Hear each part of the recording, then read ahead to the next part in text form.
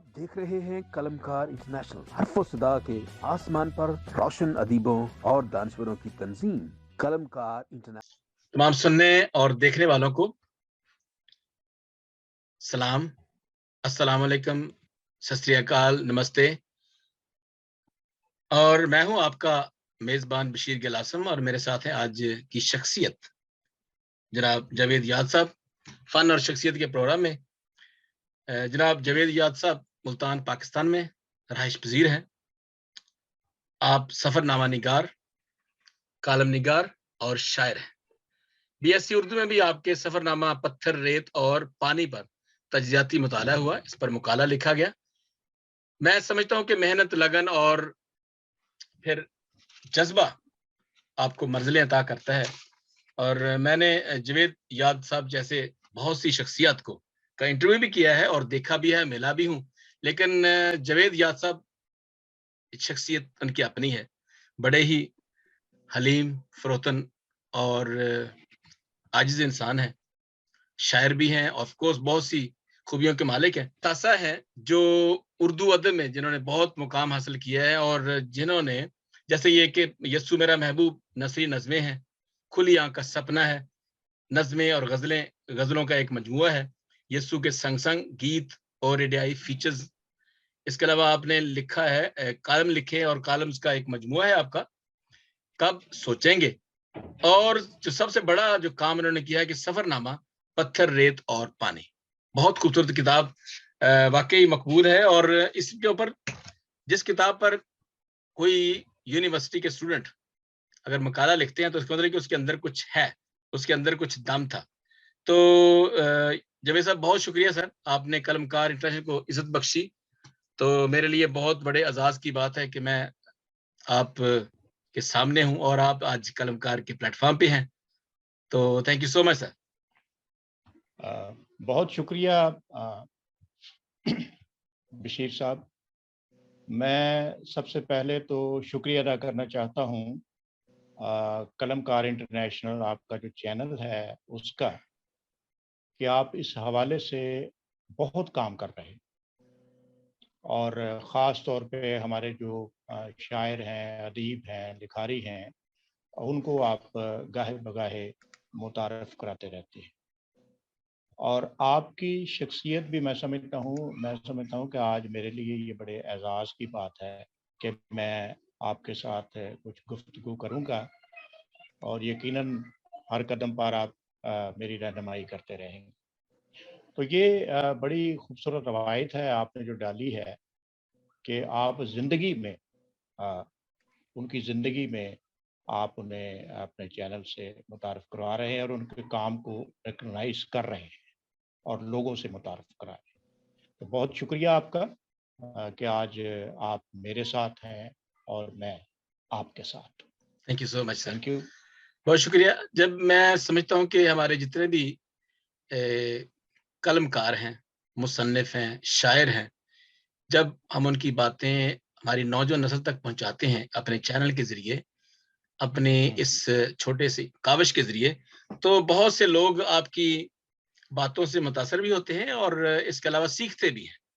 तो जनाब पहला जो सवाल है जो हम अक्सर ये करना भी चाहिए और लोगों को पता भी चलना चाहिए, हमारे दोस्तों को, हमारे जितने भी ऑडियंस हैं, सुनने वाले हैं, देखने वाले हैं, कि आपने इब्तिदाई तालीम कहाँ से हासिल की और इब्तिदाई ज़िंदगी कैसे गुजरी। तो ये ज़रा थोड़ा-सा हमें बताइए, हम अपने नाज़रीन तक पहुँचाइए जी। जी, जी, मैं ये ज़रूर बताऊँगा और थोड़ा शायद तफ़सील से बताऊँगा, ताकि मैं समझता हूँ कि ये सवाल ही शायद ज़्यादा अहम होगा कि हम किसी की ज़िंदगी के बारे में कुछ जान सकें। मैं बताना चाहता हूँ कि मेरी जो ख़ास तौर से फैमिली बैकग्राउंड है, वो आप अब जिस स्टेज पर हैं उससे मिलती-जुलती। यानी मेरे दादा जो थे, वो पास्टर थे, पादरी भुतावा मल उनका नाम अच्छा, था। अच्छा, अच्छा। हाँ और जी। क्योंकि मल फैमिली से हम हैं, तो उनका ताल्लुक सियालकोट, पसरूर सियालकोट से था और उनकी खिदमत जो है वो सारा सरगोदा एरिया जो उनके चकूक हैं और शहर मीन जो है उसमें उनकी खिदमत थी। और आज भी यूपी चर्च जो सरगोदा में है उनके नाम की तख्ती आवेज़ा है, और हमारे लिए ये बड़ी एजाज़ और ऑनर की बात है। बहुत अच्छा जी। के बाद हाँ जी, मेरे वालिद जोसेफ मल जो कि ब्रिटिश आर्मी में थे पाकिस्तान बनने से पहले, और फिर वहाँ से वो रिटायर हुए और फिर मुख्तलिफ शहरों में वो एक प्राइवेट जॉब के हवाले से रही। मेरी जो पैदाइश है वो उकाड़ा में है, पाकिस्तान उकाड़ा का जो सिटी है, मेरी पैदाइश वहाँ की है। और उसके बाद मेरा जो बचपन है यानी 5th क्लास तक वो फैसलाबाद में गुजरा है। आप जानते हैं कि फैसलाबाद पाकिस्तान का एक बड़ा शहर है बहुत बड़ा शहर। जी जी इंडस्ट्री के हवाले से। जी जी। और 7th क्लास में फिर हमारे वालिद मोहतरम मुल्तान में आ गए।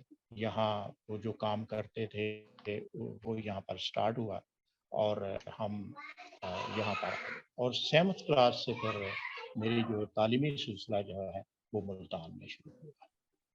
जी जी जी। उसके बाद स्कूल लाइफ, फिर उसके बाद कॉलेज लाइफ, और कॉलेज में मैं फिर FA और BA जो था वो मैंने यहाँ से किया, और उसके बाद फिर मास्टर डिग्री जो थी वो मैंने ड्यूरिंग सर्विस जो थी वो की। मैं बैंक में आ गया, अभी बैंक में जॉब किया, और उसके दौरान ही, क्योंकि जो मेरा दौर था उस वक्त मास्टर डिग्री जो थी उसकी बड़ी इम्पोर्टेंस, लोग कहते थे अगर पढ़ना है तो फिर MA तक तो पढ़े। तो शुक्र है खुदा का कि मैंने मास्टर डिग्री भी हासिल की। फिर उसके बाद जो था ये जर्नलिज्म में एक डिप्लोमा भी मैंने किया, क्योंकि लिखने लगाने का सिलसिला शुरू था। तो ये मेरी तालीमी लिहाज से जो है ये सारी मेरी बैकग्राउंड है। बहुत अच्छा, थैंक यू सो मच जी। नाजरीन, मैं बताता चलूं कि आज का प्रोग्राम कलमकार इंटरनेशनल के प्लेटफॉर्म से पेश किया जा रहा है, और कलमकार इंटरनेशनल का मकसद यही है कि हम अपने और जितने भी हमारे पाकिस्तानी जहां जहां भी हैं, खा वो मसीही हैं गैर मसीही हैं, बल्कि हमारे तो चैनल पे हिंदू, सिख और दूसरी इंडिया से भी बहुत से लोग आते हैं जो मुशारे में तशरीफ लाते हैं और मुख्तलिफ हम मौज़ूआत पर बातचीत करते रहते हैं। तो जनाब, ये जो आपका सफरनामा है, क्योंकि मैं, चूंकि मुझे बहुत परमानेंट बुक लगती है, क्योंकि मुझे खुद बड़ा सफर करने का शौक है, मैं कुछ 10-15 मुल्कों में गया हूँ, तो मुझे बड़ा शौक है सफर करने का और देखने का, नई चीजों को देखने का, और लोगों की, यानी कि मुल्कों की तरक्की और उनके उनके कल्चर को देखने का मुझे बहुत शौक है। मैं 11 साल साउथ कोरिया में रहा, और साउथ कोरिया के दरमियान उसके दौरान मैं काफी सफर किया। तो जी जी, ये सफरनामा जो है आपने जो लिखा, यानी बहुत खूबसूरत बात। मैं समझता हूँ कि नाम ही बहुत अच्छा, पत्थर, रेत और पानी, ये तीनों का जो बड़ा आपने एक लफ्ज जो तीनों चुने हैं, इनका इंसानी जिंदगी के साथ बड़ा गहरा ताल्लुक है।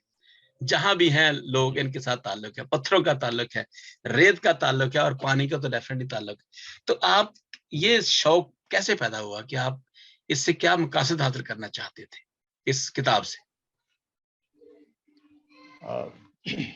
डॉक्टर साहब, मैं थोड़ा सा इसकी तफसील में जाऊंगा। मैंने पहला सफ़र जो था वो 75 में किया था। आप हैरान होंगे कि पहला सफ़र 75 में मैंने किया श्रीलंका का, वाह उसका इसमें जिक्र नहीं है, जी। श्रीलंका का।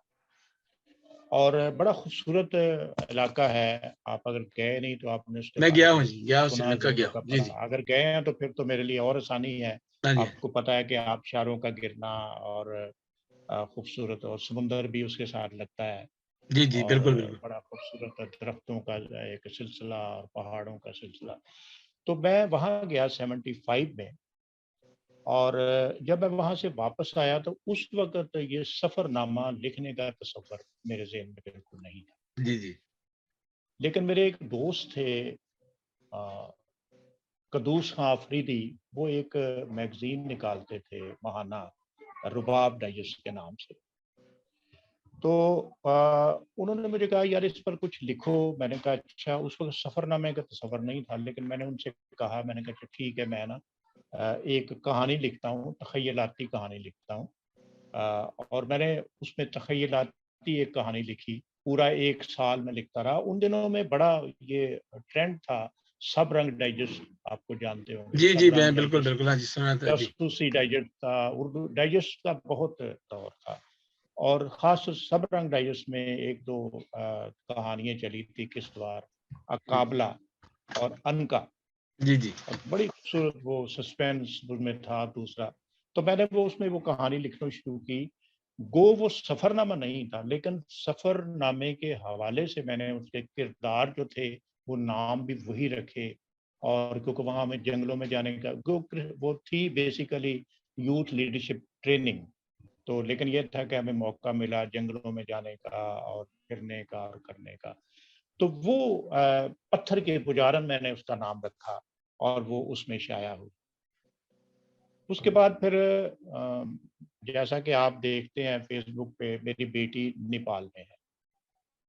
नेपाल में है और वो भी आपकी तरह इसी खिदमत में है, दोनों मियाँ बीवी। तो मुझे 2010 में जब वो ट्रेनिंग कर रही थी यानी एमडिव की मलेशिया में, तो फिर उसके पास जाने का इत्तेफाक ग्रेजुएशन के हवाले से, उसकी ग्रेजुएशन पर।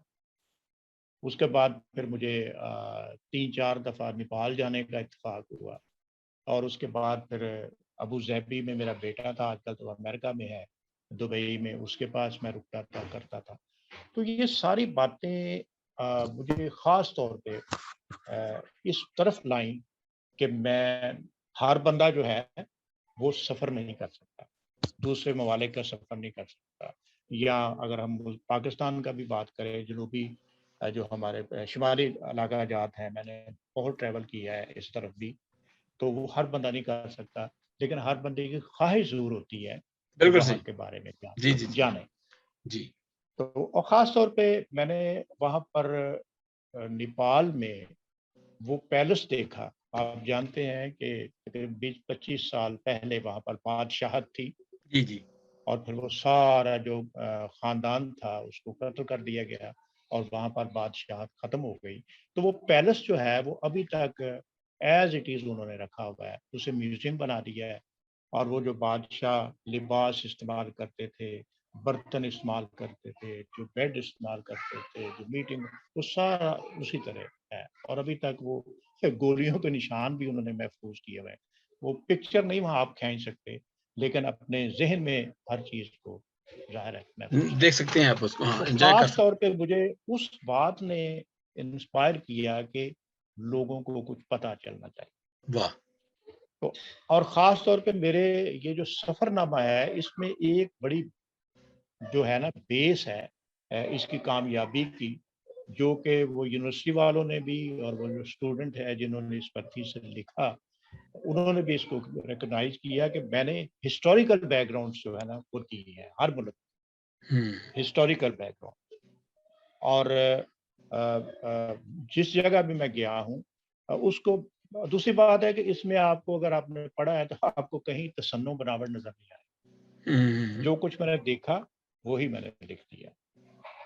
तो ये ज़्यादा मुझे इसी बात ने ये लिखने पे इस तरफ लाई कि जो लोग दूसरे शहरों में, दूसरे मुल्कों में नहीं जा सकते, उनके लिए ये बहुत फ़ायदेमंद और सूदमंद बात है। वो घर बैठ के पूरी दुनिया की सैर कर लें या उन ममालिक की सैर करें। तो ये एक मेन रीज़न थी कि मैं सफ़रनामे की तरफ आया। और जिस तरह पज़ीराई मिली है, मेरा ख्याल है कि अब मैं ये इस बहुत अच्छा। तरफ चलता रहूँ। ये जो आपने बात की ना तसन्नो, और आपने कोई मसनूई बात नहीं की, अपने आप से मन घड़त कोई ऐसी तखय्युलाती बात नहीं की, बल्कि जो कुछ देखा वो लिखा। ये बड़ी एक मुसन्निफ को उसको जो ना बड़ा मर्तबा अता करती, क्योंकि आपने जो लिखा देखा वो आपने लिखा, और उसके अंदर जो फिर आपने जो खूबसूरत अल्फाज इस्तेमाल किए हैं और जो बातें आपने इस्तेमाल की वो कारी को अट्रैक्ट करती हैं। और फिर जो लोग कंपेयर करते हैं, तज्जिया करते हैं किताबों का और मुकाबला करते हैं, तकाबली जायजा लेते हैं, तो उसमें वाकई पता चलता है कि ये जो लिखने वाले साहिब हैं या लिखारी हैं, उन्होंने बिल्कुल वही लिखा जो वहां पे उन्होंने देखा, और अपनी तरफ से बहुत कम या कुछ लफ्जों का तो होता है ना, आगे पीछे करते हैं, लेकिन वो जो था वहां करना पे आपने लिखा, और करना पड़ता तारीख है का वो। जो, हाँ जी, हाँ। जी जी। फिर ये है कि अच्छा, इसके बाद जो मैं समझता हूँ कि इससे हम एक और बात भी कर सकते हैं कि जो आप पाकिस्तान चूंकि एक खूबसूरत जगह है, मुल्क खूबसूरत मुल्क है। आप जैसे आपने अभी, मैं आज़ाद कश्मीर गया था क्योंकि मेरे 2 शागिर्द वहां रहते थे, मैं टीचर था वहां पे पाकिस्तान में, तो मेरे 2 शागिर्द थे वहां से, तो वहां मैं गया आज़ाद कश्मीर में। तो हमने देखा वो दरिया नील के पास, फिर आगे काफी लंबा सफर किया। तो सफर करना जो है वाकई अच्छा है। सफर इंग्लिश वाला भी करें या सफर दूसरा उर्दू वाला करें, दोनों ही मुश्किल होते हैं, तो सफर करना पड़ता है। तो जिंदगी जो ऐसी है ही चैलेंजिंग, एक चैलेंज है that we have to do. और ये जो लोग आप जैसे हैं, बड़े महान लोग हैं, बड़े अजीम लोग हैं जो दूसरों के लिए जिंदा रहते हैं। एक ये जो किताब है आपने लिखी है, सफरनामा जो आपने लिखा है, तो इससे पत्थर, रेत और पानी, इससे बहुत सी जो आने वाली नस्लों को इससे फायदा होगा। एक उनके पास पैटर्न होगा, एक नमूना होगा कि ये किताबें जो है लिखनी चाहिए, ताकि आप दूसरे लोगों के कल्चर को भी देखें और उसमें से जो अच्छी माफ चीजें वो कीजिएगा, सीख सकें। अगर मैं थोड़ा सा इस नाम के हवाले से बात कर लूँ तो जी ये जो नाम रखा है मैंने, जी जी असल में आप भी वहाँ पहुँच गए हैं। मेन बात यही थी कि ये 3 ममालिक पर बात इस पे हुई है, यानी नेपाल, उसके बाद मलेशिया और दुबई और अबू धाबी वगैरह। तो बहुत अच्छा। मैंने ये जो पत्थर है वो नेपाल से रिलेट किया है कि वहाँ बहुत सारा बहुत अच्छा, सिलसिला है। बहुत खूब, बहुत खूब। उसके बाद जो पानी की बात है वो मलेशिया के हवाले से, वहाँ सारे समुंदर हैं और आप उसको देख सकते हैं और बड़ा एंजॉय कर सकते हैं। और रेत जो है वो आपको पता है कि दुबई जो है या अबू धाबी जो है वो तो रेत में एक उगा हुआ मुल्क है और शहर है। बिल्कुल जी, तो बिल्कुल। ये नाम उसी हवाले से इसमें जो है ना वो मैंने रखा है और बड़ा पसंद किया गया इस बात को कि वो नाम पढ़ते ही हमारे जहन में एक स्केच आ जाता है मुल्क ममालिक के हवाले से। जी, ये प्रोफेसर अमर जरीन साहब ने जो आपके बारे में लिखा है और इसमें बहुत ही खूबसूरत है, और ये फेथ एंड फिक्शन में जो उन्होंने लिखा है, और फिर आपके हवाले से मैं कुछ ये पढ़ना चाहता हूँ इसके ऊपर से, ताकि वो जो है ना वो मुहक्किक नक्काद और जनाब अर्श सदीकी साहब ने, फिर वो नज़ीर कैसर साहब ने लिखा आपके बारे में, फिर डॉक्टर आमीन आदिल अमीन साहब है, उन्होंने लिखा। तो ये बहुत डॉक्टर खूबसूरत मोहम्मद बातें जो अमीन। है, हाँ जी। ये जो बड़ा काम है जो आपने किया। और मैं इसके बाद हम जाते हैं आपकी शायरी की तरफ थोड़ा सा, क्योंकि आपने जो आपकी शायरी से नजर आता है वो ये है कि आप लफ्जों को ईमान बख्शते हैं, यानी कि ईमान का जो एक लबादा पहना कर वो लोगों के सामने पेश करते हैं। ये बहुत बड़ा काम है कि लफ्जों के अंदर आपका ईमान नजर आता है, कि आपकी मोहब्बत नजर आती है जो आपकी खुदावंद के साथ है, यीशु अल मसीह के साथ है। तो जब मैं ये पढ़ रहा था कि ये आपकी शायरी तो वाकई कमाल है। ये एक शेर मैं 2-4 पढ़ूंगा इसमें से, ताकि नाजरीन देखें, और जी उसके जी बाद फिर आपकी गजलें आपसे सुनेंगे। आओ अब जी जी मेरे जी। नक्शे पा पे चलो, मैं फिजाओं में हो चुका तहलील। एक और शेर है कि जी अब बहारों को लौटना होगा, अब तो पत्ते भी फूल लगते हैं। तो इस तरह से ये भी एक है कि जानवर तो वफा के पुतले हैं, मैं तो हैरान हूं कि अब्रे करम, ओ सॉरी सॉरी सॉरी, मैं तो हैरान हूं कि अब्रे करम इस दफा मेरी छत पे वो बरसा है। शेर शेर सॉरी, ये पूरा कीजिएगा कि बेवफाई भरी है इंसान ये में, पूरे 2 शेर जानवर हैं। तो वफा के पुतले हैं। हाँ, हाँ जी। बेवफाई भरी है इंसान में, जानवर इंसान तो वफा में के पुतले हैं, जानवर तो वफा के पुतले हैं। हाँ वफा के पुतले। वाह वाह, बहुत अच्छा। जी तो ये बहुत खूबसूरत, मैं आपकी जुबान मुबारक से सुनना चाहूंगा, और मेरे नाजरीन भी सुनना चाहेंगे आपकी शायरी, और कुछ कलाम जरूर हमारे नाजरीन तक पहुंचाइएगा। तो जी मैं जरा, क्योंकि आपके बहुत सा कलाम है जो आप सुनना चाहेंगे, तो ये तो टाइम हमारा बहुत, जी हमें जी चाहिए वक्त, लेकिन जरा प्लीज हमारे नाज़रीन तक पहुंचाइए अपना कलाम, प्लीज सर। जवेद साहब। ये जितने भी अशार आपने पढ़े हैं ये बेसिकली मैं एक सिलसिला ही है फेसबुक पर कि एक तस्वीर एक शेर, यानी कोई भी तस्वीर जब मेरे सामने आती है तो फौरी तौर पे शेर जो है ना वो वारद होता है, एक अच्छा तस्वीर जी। एक शेर। तो ये जितने भी अशार आपने पढ़े हैं ये तकरीबन उसी में से हैं कि जैसे कि मैं एक मतलब एक शेर करना चाहता हूँ आपके सामने पेश जी के, जी जी। जैसे कि बच्चे एक दिन खाना खा रहे थे, मैंने तस्वीर दी और उस पर शेर मैंने वारद हुआ कि आज मैंने भी बांट कर खाया, वाह वाह आज मैंने भी बांट कर खाया, कल ही बच्चों को मैंने देखा था। वाह वाह वाह। दोनों मैं आपस में। आज मैंने भी बांट कर आज खाया। आज मैंने भी बांट कर खाया, कल ही बच्चों को मैंने देखा था। वाह वाह तो बहुत इस अच्छा। तरह के ये अशार जब कोई तस्वीर सामने आती है तो फिर वो वारद होते हैं, तो खैर ये एक अलग बात है। तो मैं इस हवाले से अभी हाल ही में एक दो मुख्तसर गज़लें हैं, वो मैं आपके सामने पेश कर देता हूँ, क्योंकि टाइम ज़ाहिर है इतना नहीं होता जी जी जी, कि इरशाद सर। अर्ज किया है कि सोच बदलें। हालात हाजरा की बात है कि सोच बदलें, ख्याल को बदलें। वाह। सोच बदलें, ख्याल को ख्याल बदले। को बदलें, आज हम भी सवाल को बदलें। वाह वाह बहुत अच्छा। सोच बदलें, ख्याल को बदलें, आज हम भी सवाल को बदलें।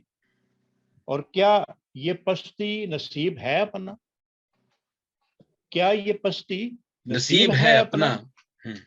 आओ मिलकर जवाल को बदलें। वाह बहुत अच्छा ख्याल, बहुत खूबसूरत। क्या ये पस्ती नसीब है अपना? हम्म, आओ मिलकर जवाल को बदलें। और कुछ जरा भी मलाल मिलता नहीं।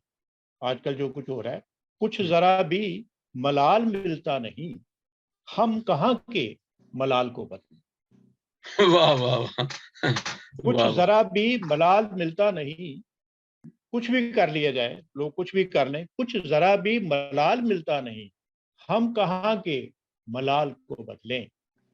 और हो गए खाक जो ये कहते थे। वाह हासले शेर है, शेर हासले गजल है ये शेर, कि हो गए खाक जो ये कहते थे, उसके जाहो जलाल को वाह वाह वाह। बदलें। जी, यानी हो गए खाक जो ये कहते थे, उसके जाहो जलाल को बदलें। जाहो जलाल को बदले। वाह वाह हाँ वाह, जी, और बहुत अच्छा। मकता है कि शायद हमको भी झूम ना आए। शायद हमको भी झूम ना आए। शायद हमको भी झूम ना आए, सुर को बदलें, ताल को बदलें। वाह वाह वाह वाह, ये बड़ी गहरी बात सर आपने शायद की। हमको भी झूम झूम ना ना आए। आए, सुर को सुर को बदलें, बदले, ताल को ताल बदले, को बदलें। ताल को बदले।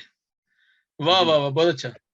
यानी आप और एक ये मैं, बड़ी गहरी जी बात है सर सॉरी, आपने, क्योंकि हमारा जो माशरा है वो बड़ा, वो मैंने जो लिखा था ना, ये इसको एथिक्स, डीके एथिक्स जो है, उसके ऊपर जो ये लिखा कि मैंने फुकदान है हमारे एथिक्स का, अखलाकियत का फुकदान का, के जो है वो तकाजे पूरे नहीं होते, वो बातें नहीं होती जो हमें करना चाहिए एक मजहबी मुल्क होते हुए।